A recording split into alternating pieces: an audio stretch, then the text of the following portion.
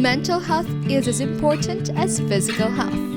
And just like physical illnesses, mental health issues affects a person's overall functioning. Together, let us learn about stress, addiction, anxiety, and a lot more here in the Health Emphasis Week. Join our health lecturers as they give us healthy informations that we really need for this time.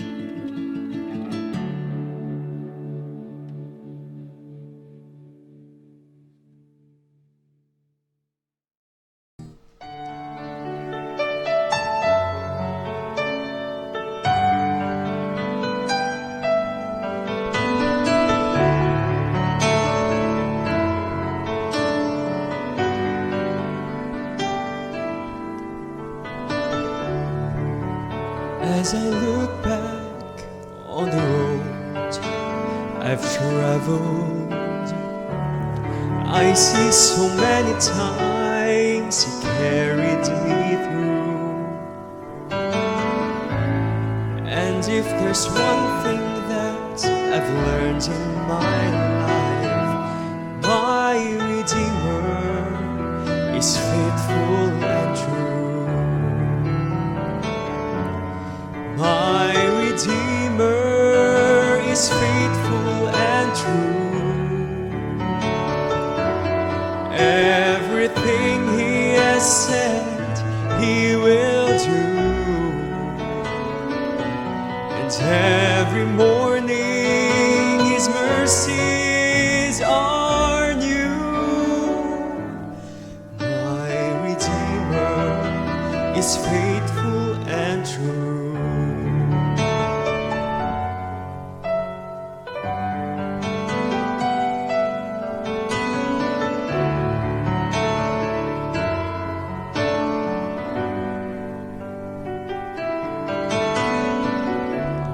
My heart rejoices when I read the promise. There is a place I am preparing for you. I know someday I'll see my Lord face to face. My Redeemer is faithful and true. My Redeemer is faithful and true. Everything He has said He will do. And every morning His mercies are new. My Redeemer is faithful and true.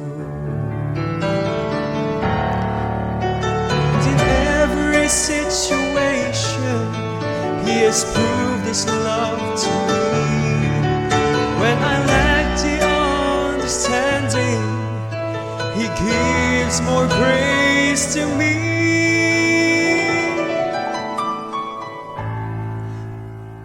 My Redeemer is faithful and true. Everything He said He will do. And every morning His mercies are new. My Redeemer is faithful and true. My Redeemer is faithful and true.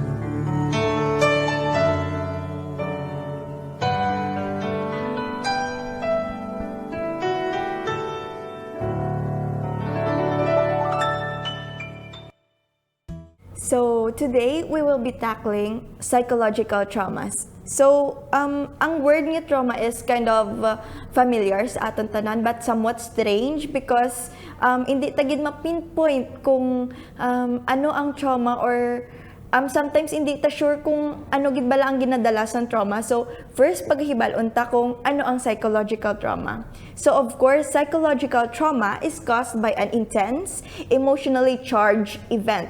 So ang mga events bala nga nagapa-feel gid sa imo sa lain sa ginabatsyag mo normally. So it is caused by events nga sunod-sunod binatabo or liwat-liwat na tabo, or maybe a single event lang gid nga nag-cause gid sang dako nga impact sa imo. So psychological trauma happens if an event is experienced at a difficult time or at a young age. So mostly traumas gid nagakatabo in children because they are not able to process well their emotions, no. So budlay sila mag-speak out kung anong ila ginabatsyag. They are not managed properly if wala mag-guidan ang children nga na-expose sa mga events nga maka-cause trauma. It can manifest kung magdalagko sila. And also, it changes the way the brain functions, not only in the psychological aspect of the brain, but also neurophysiological, wherein ang functions ng brain mo sa imong lawas, the way the brain regulates your body, is also affected, just like your hormones, and the level of hormones are affected, and also your cognitive functioning. So cognitive functioning naman is the way a person processes its information, the way a person learns. So apektado gid ya even the learning sang isa ka tawo when he or she undergoes psychological trauma. So what are the causes of psychological trauma?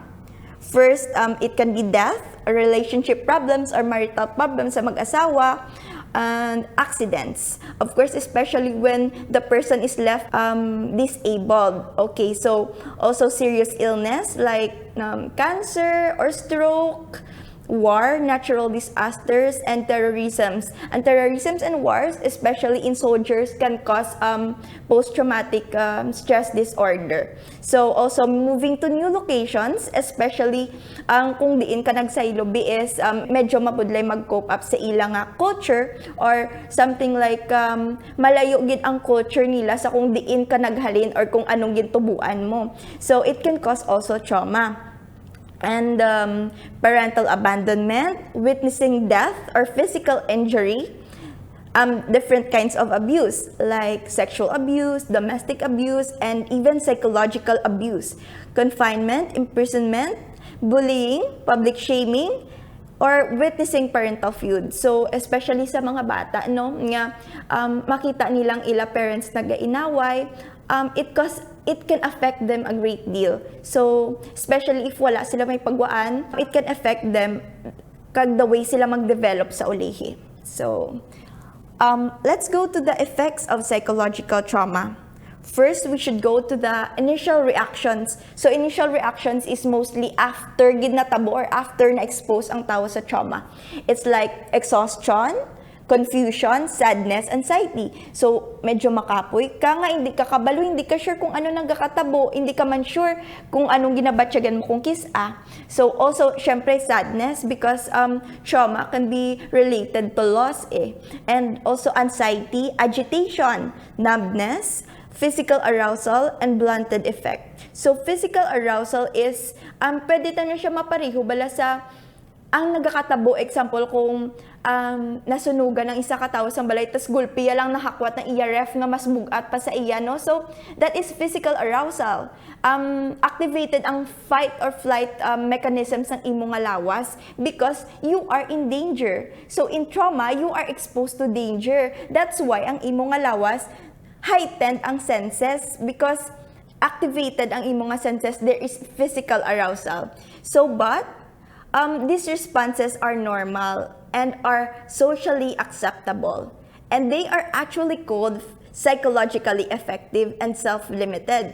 So, self-limited in a sense nga, if you go through these processes, no, madula lang na siya because they are initial reactions. They are psychologically effective wherein amo ni siya ang coping mechanisms ng aton nga body. So, that is where we can see nga we are fearfully and wonderfully made nga even sa mga times nga distressing, kabalo ang aton nga lawas mag-cope up kag mag-adjust sa mga environment or anything man nga naga-cause sa aton sang stress. So also the emotional symptoms of trauma, we can see here denial, anger, sadness, and emotional outbursts. No? Because emotion is one of the most common ways wherein trauma manifest. Hindi mo na siya usually makita physically, no? Except lang kung na-aksidente ka, so makita mo gid ang effects ng trauma sa lawas. But then, mostly it is a psychological effect. It affects your emotions.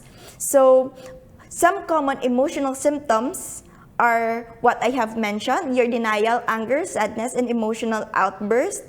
And sometimes, victims of trauma redirect this, ang mga nakita nyo, sa mga loved ones nila or sa mga tao nga malapit sa ila.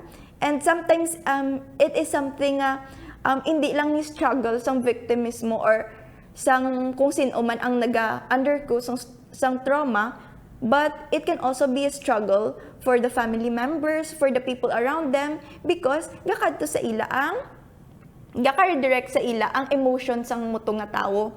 That's why if kitabi ang friend or family member, we should learn to understand. It takes a great deal of understanding, but that's why we are tackling this kind of things para kabaluta kung paano ta mag-deal with sa mga tao undergoing your psychological trauma. And also, the next one is insecurity. So, the individual self receives a large part of the traumatizing impact, and the person loses confidence in him or herself. So, especially no sa mga bullying, a great deal of that causes insecurity, public shaming, body shaming, or even ang amo na ganing exposure sang bata sa gainaway niya nga parents, sexual abuse, it can cause insecurity. And also difficulty in accomplishing normal activities. Like I have said before, no, trauma affects your cognitive function, wherein budlay ang learning or absorption of information. So, sometimes, budlayan or nagaka-distract ang tao sa ilang mga ulubrahon because it reminds them of what had happened before. Basta igakadumduman niya kung ano natabo siya because of a simple activity. So, medyo budlay mag-finish ang mga tasks at hand. Ga-manifest ni siya nga example sa mga bata, bala, nga poor performance at school. Sometimes we should check up on them, not on their learning process or the way they handle their lessons or the way they study, because sometimes hindi siya because of the fact that they don't study or the fact that they are slow, because maybe sometimes they are affected of what is happening around them, especially at their homes and maybe even in their schools, no? They can be subjected to bullying, shaming, or cultural nga shift bala, especially if ang bata, no, na nag-change schools or nag-change asang ilang address or balay, no? So cultural shock can cause trauma and can cause poor performance at school for the kids. And next are paranoiac tendencies, no? It causes the person to have a mistrust in their environment, not only in their environment but also in other persons as well, especially in things nga ma-associate nila sa kung ano natabo, no? And of course, depression. Why depression? Because a traumatizing event is perceived as a loss, and what is there in the loss nga makakause depression?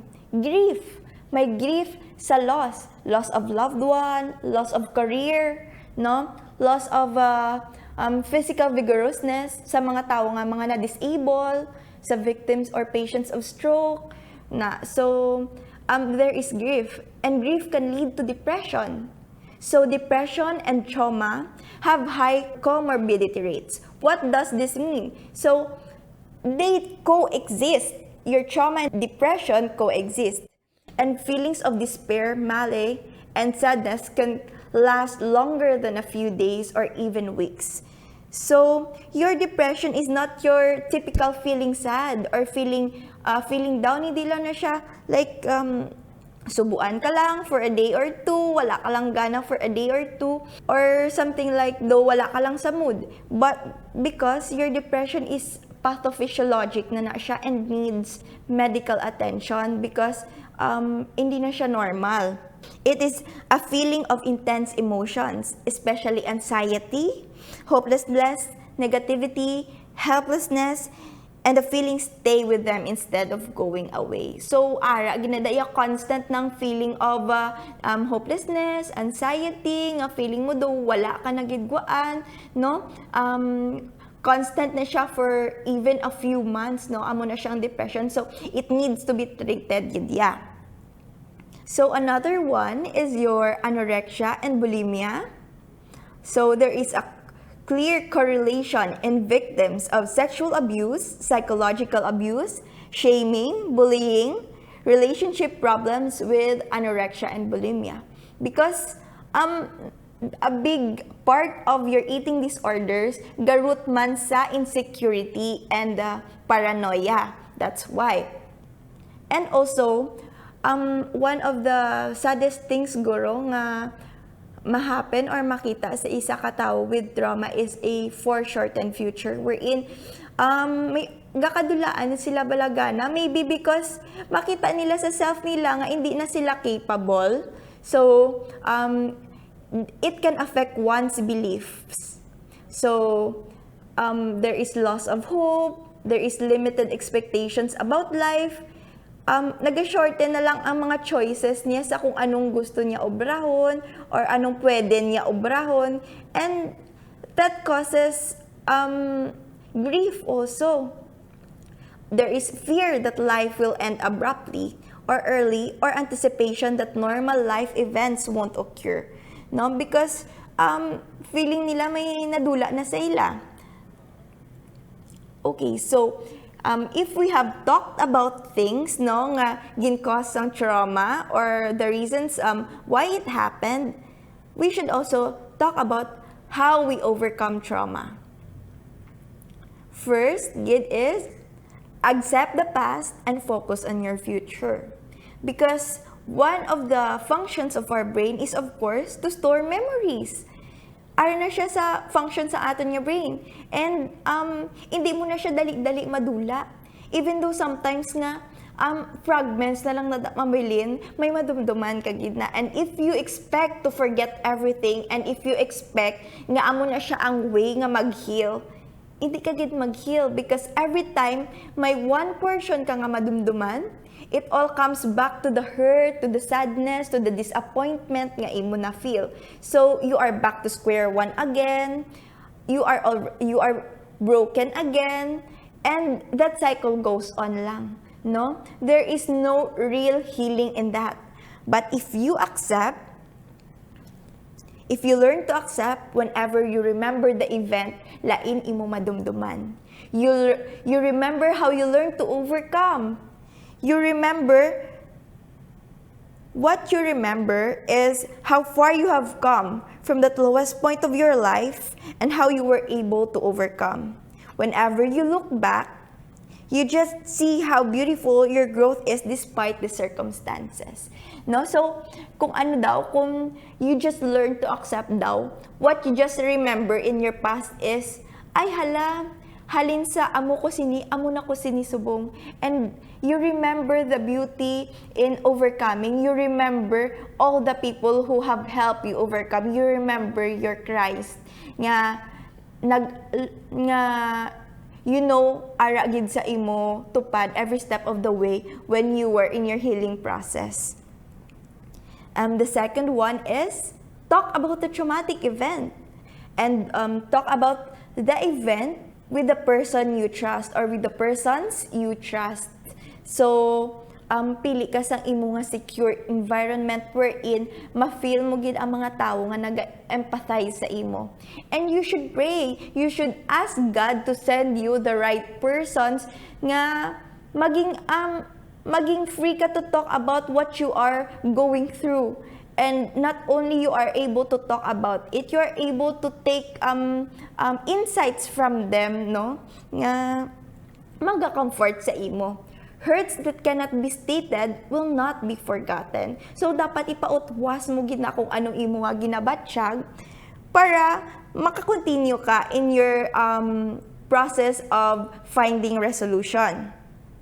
So look for a trustworthy person and tell him or her what happened.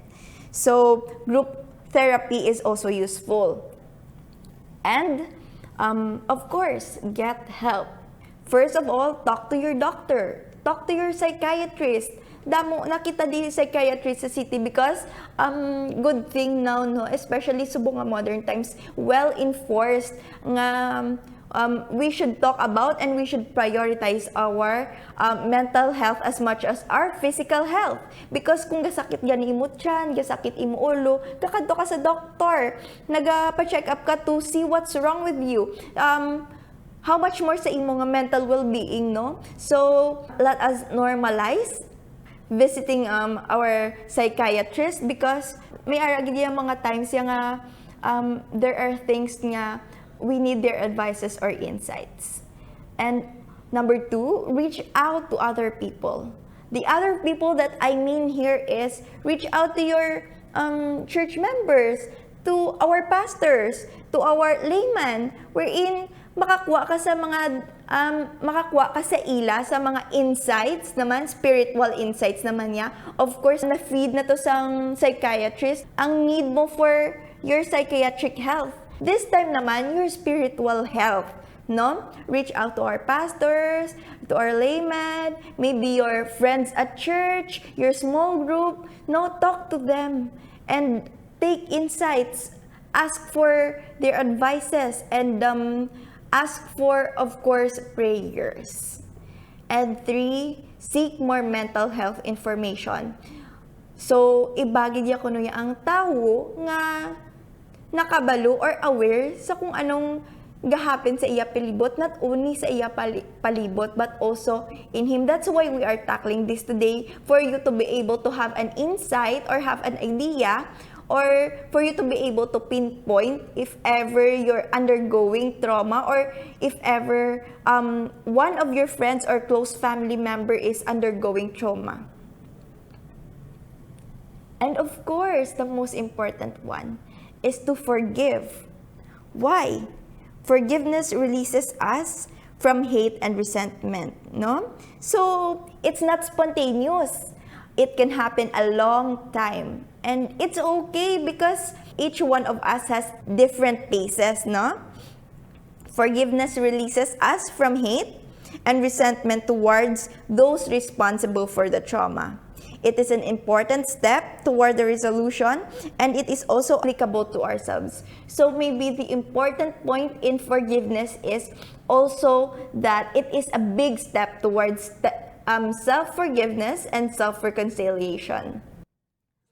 Hurt and resentment makes us prisoners of the past. The most affected by resentment is yourself. Yes. So forgiveness is a big step to healing.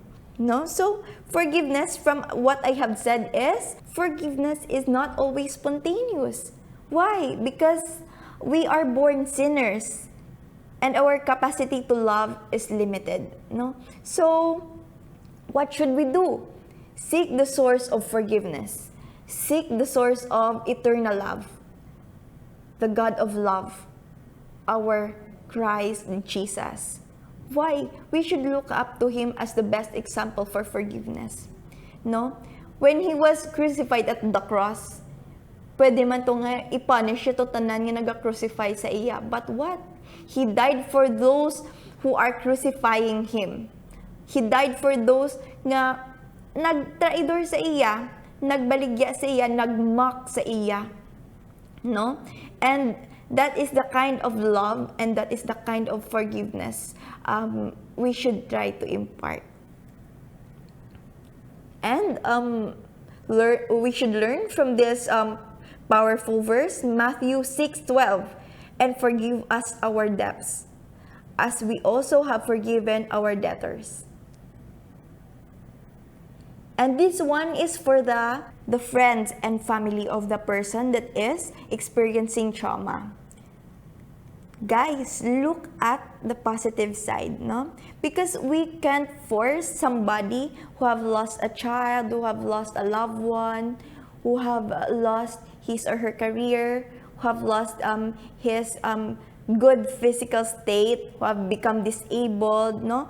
To be able to just become positive lang, hindi to sila ma-force, no? Because they are still in the mourning stage, in the grieving stage. So if you cannot be positive, be the positive one. Okay?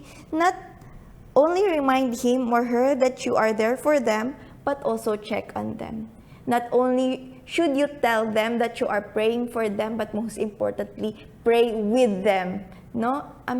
Lain gid ya dabi guro ang effect if somebody is praying with you and praying for you at the same time, no?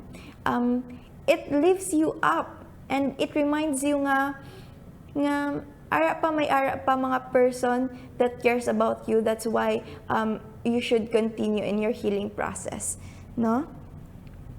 So, show them your utmost empathy.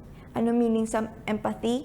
The capability of the person to feel what the other person is feeling. So, allow them to go through the process. What is the process? The process of grief, no?